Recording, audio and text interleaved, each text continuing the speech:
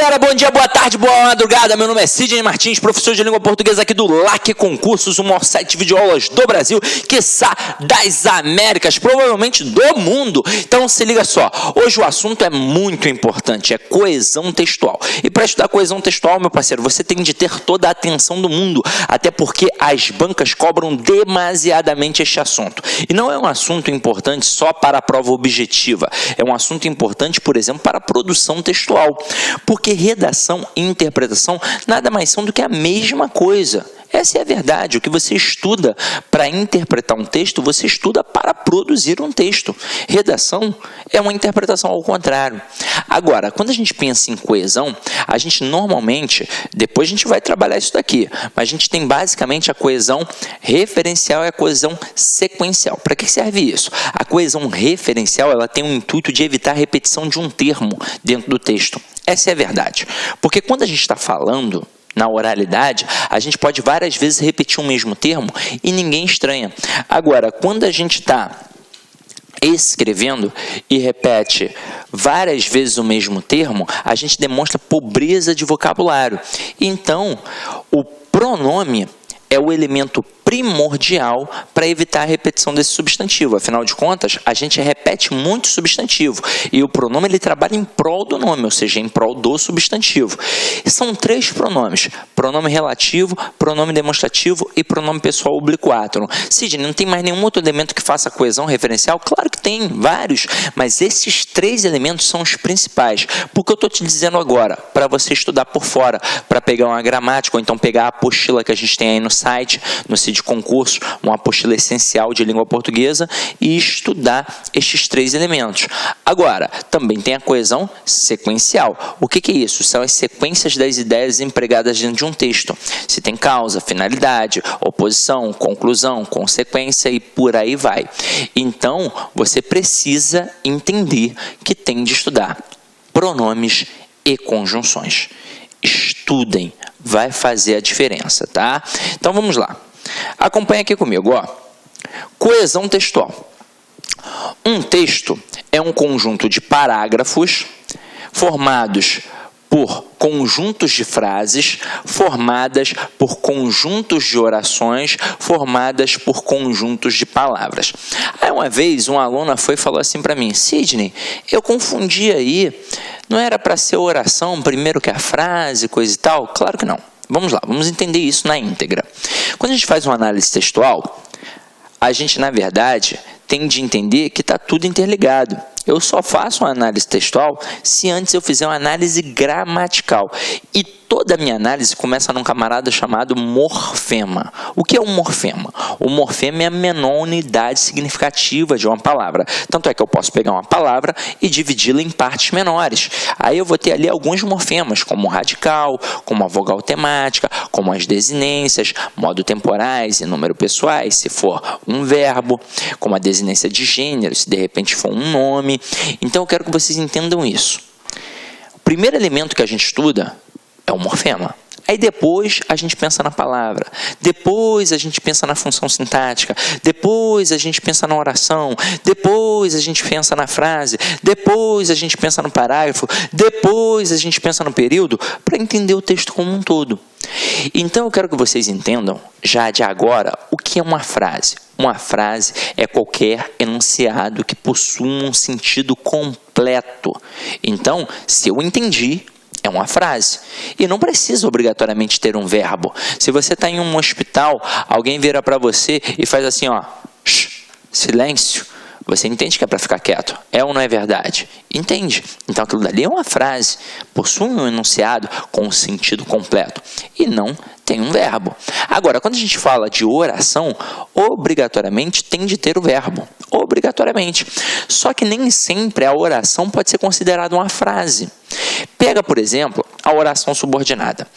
Eu tenho, quando falo de oração subordinada, uma relação de hierarquia. Aí eu tenho uma oração principal aqui em cima e uma oração subordinada aqui embaixo, dependendo da principal para poder fazer sentido. Ou seja, esta oração subordinada jamais vai ser considerada uma frase. Porque ela não tem sentido completo. Ela depende da oração principal para poder o quê? Fazer um sentido completo para o leitor. Então é por isso que a frase está num patamar acima da oração, ok? Agora, a conexão entre essas partes de um texto formam a coesão textual. Aí é claro que aqui a gente vai se ater ao texto escrito. Porque se a gente parar para pensar em texto, tudo é texto. Texto é tudo aquilo que a gente analisa. Eu sou um texto, você é um texto, o mundo é um texto. E a gente interpreta o tempo todo. Agora, quando a gente pensa no texto escrito, a gente tem elementos que vão fazer uma conexão. Não precisa ser só uma conexão de referência. Pode ser uma conexão de ideias, como eu falei aqui para vocês. A gente vai ligar estes elementos através de elementos coesivos referenciais, com o intuito de evitar a repetição, e também vai ligar esses elementos com uma coesão sequencial para ter uma progressão de ideias, para que aquele texto faça prioritariamente um sentido. E a gente vai começar a entender o que é coesão e coerência, tá? Agora, acompanha aqui comigo. A palavra texto vem do latim testum, que indicava tecido, que significa tecido. Assim, a coesão constitui as conexões entre os fios do tecido ou entre as informações, de modo a garantir que o texto pareça um conjunto harmônico. Detalhe: quando a gente pensa em texto, como nos foi apresentado, é exatamente isso, tá? Não é o joguinho da velha não, é o tecido.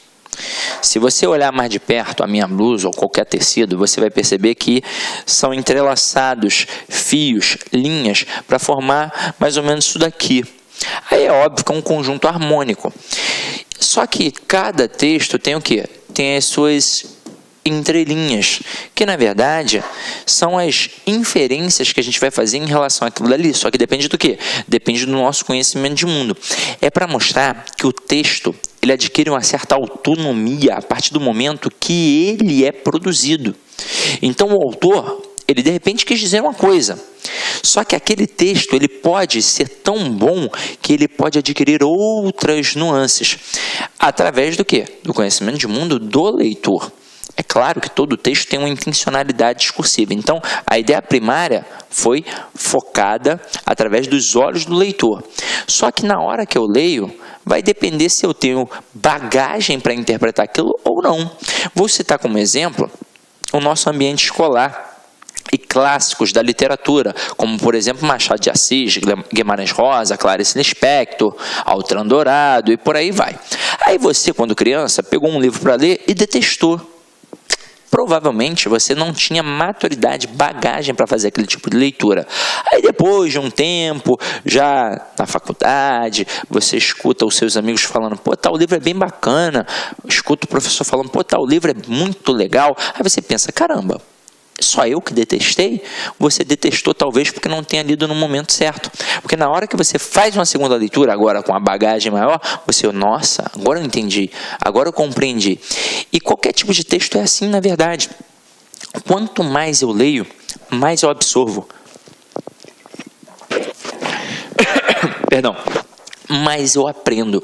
Então, aí está o segredo para a análise textual, mas está o segredo para a gramática, está o segredo para todas as outras matérias. Se eu quero aprender mais, eu devo repetir cada vez mais e mais aquele conteúdo, tá? Ok? Agora, se liga só. Antes, deixa eu até apagar aqui. A gente diz que um texto está sem coesão quando suas ideias não estão claramente relacionadas. E eu vou mostrar para vocês que é possível um texto não ser coeso, assim como é possível um texto não ser coerente. Então, vou colocar 2 exemplos aqui para que vocês possam entender isso agora, na íntegra. Então, vamos lá, ó. O primeiro, eu não simpatizo com Clara.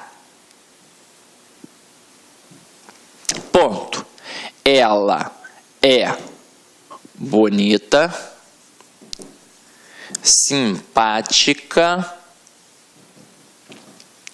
e sempre me ajuda.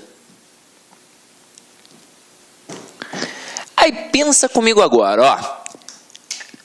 Vamos olhar estrutura por estrutura. Eu não simpatizo com Clara. Vamos lá. Quem é que não simpatiza com Clara? Eu. Então eu tenho aqui um sujeito, eu tenho aqui um advérbio, que sintaticamente é uma adjunta adverbial de negação. Eu tenho um verbo que é transitivo direto e indireto, que é transitivo indireto, porque quem simpatiza, simpatiza com alguém, quem não simpatiza, não simpatiza com alguém. Ou seja, ele exige a preposição com. Então vamos lá. E com Clara acaba funcionando como um objeto indireto. Se eu simplesmente parasse aqui, o texto faria todo o sentido do mundo. Eu não simpatizo com Clara. É um texto que dá para entender. Agora, ele começa a apresentar argumentos para poder nos dizer o motivo de não simpatizar com a Clara. Aí está aqui, ó. Ela é bonita. Ela quem? Clara. Então ele começa a apresentar os argumentos para não simpatizar com a Clara. Só que o primeiro argumento que ele apresenta é um argumento positivo. É um argumento em prol da Clara. Aí tu começa, opa, não simpatiza com a Clara porque ela é bonita? É recalque, é inveja. Aí depois, porque é simpática. E caramba, e aí vem o pior. E sempre me ajuda. E aí você para e pensa, como é que eu não vou gostar de uma pessoa que é bonita, que é simpática e que, para piorar, sempre me ajuda? Caramba, ela só tem aspectos positivos, então é óbvio que eu só posso gostar dela. É óbvio que eu tenho de simpatizar com ela. Então o texto, ele é coeso, beleza. Mas ele é o quê? Incoerente. Então, quando a gente pensa em coesão e coerência, coesão é a estrutura do texto, coerência é o sentido do texto. Pensando numa escala de importância, a coerência acaba sendo mais importante que a coesão, porque tem de se fazer entendido, essa é a verdade. Agora, é óbvio que a coesão trabalha em prol da coerência. Então, quanto mais coeso um texto, a possibilidade desse texto ser coerente é muito maior. Mas é óbvio que a gente pode cometer equívocos. E é por isso que na hora da interpretação eu tenho que tomar todo o cuidado do mundo. Assim como na hora de produzir um texto também. Então coesão e coerência caminham juntas. Mas tem que tomar cuidado. Coesão é a estrutura e a coerência é o sentido. Agora, eu poderia colocar um texto assim, ó. Brisa suave, ponto. Coqueiros, ponto. Vamos lá. Areia, ponto. Mar, ponto. Se vocês repararem, não há elementos de coesão, nem de referência, nem de sequência de ideias. Os elementos estão isolados. São estruturas nominais apenas. Nem dá para analisar sintaticamente. Essa é uma verdade. Agora, se não dá para concatenar através das estruturas, este texto é um texto não coeso. Ele não está coeso. Agora, pensa comigo. Será que essas palavras se aproximam semanticamente? Se aproximam. Elas fazem parte de um mesmo campo semântico. Porque elas fazem com que você e eu pensemos em quê? Numa palavra maior. A gente pensa em praia. Então, se estas palavras todas nos remetem à palavra praia, é porque, de certa forma, esta estrutura linguística que foi apresentada, ela tem uma coerência, mesmo não sendo coesa. Então, não é coeso, beleza, mas é um texto coerente. E então, a gente vai entender por que a coerência está num campo maior.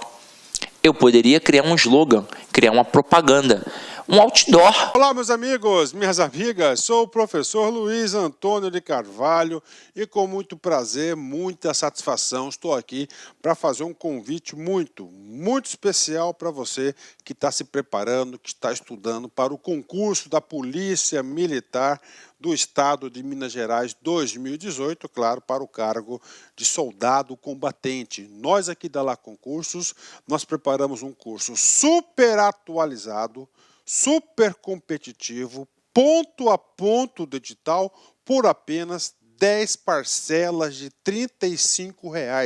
É isso mesmo, 10 parcelas de R$ 35 você vai ter esse super curso aqui na Lá Concurso. Esse vídeo que você assistiu é apenas um trecho, um pedacinho da aula, né, uma das aulas que nós temos para a galera. É uma aula demonstrativa para você conhecer a qualidade e a potência que são os nossos professores. Bacana, pessoal? Então espero vocês aqui na Lá Concursos. Um forte abraço, fique com Deus. Tchau, tchau. Clique Lac.